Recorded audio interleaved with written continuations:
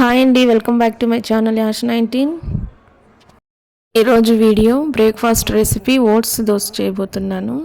So ఇది చాలా healthy అండి, చాలా సింపుల్ కూడా. ఇది ఎలా చేయాలో వీడియో స్టార్ట్ చేస్తాం రండి. ముందుగా ఒక బౌల్ తీసుకొని అందులో 2 కప్స్ ఓట్స్ వేసుకుంటున్నాను. ఈ 2 కప్స్ ఓట్స్కి వాటర్ 3 కప్స్ వేసుకుంటే సరిపోతుంది. సో ఇలా వాటర్ వేసుకునేసి 15 మినిట్స్ అలానే నానబెట్టాలి. ఈ ఓట్స్ నానేలోపు మనం ఆనియన్స్ కట్ చేసి పెట్టుకుందాం.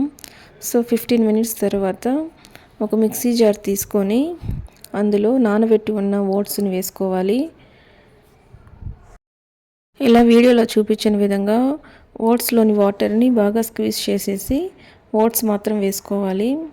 ఎక్కువ వాటర్ దీంట్లో వేసుకోకూడదు, కొద్దిగా వాటర్ వేసుకుంటే సరిపోతుంది. సో మిగిలిన ఈ ఓట్స్ వాటర్ని సపరేట్గా అలానే పెట్టండి.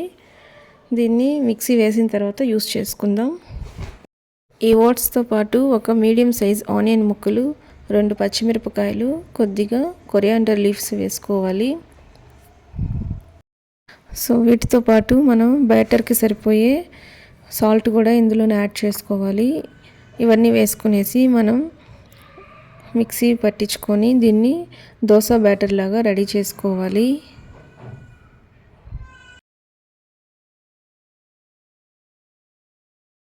ఈ బ్యాటర్ని ఒక బౌల్లోకి తీసుకుందాం.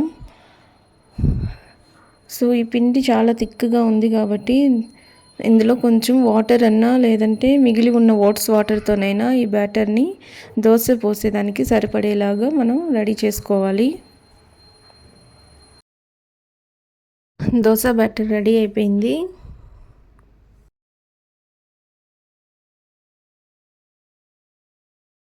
ఇలా వీడియోలో చూపించిన విధంగా దోశ బ్యాటర్ ఈ విధంగా ఉంటే సరిపోతుంది.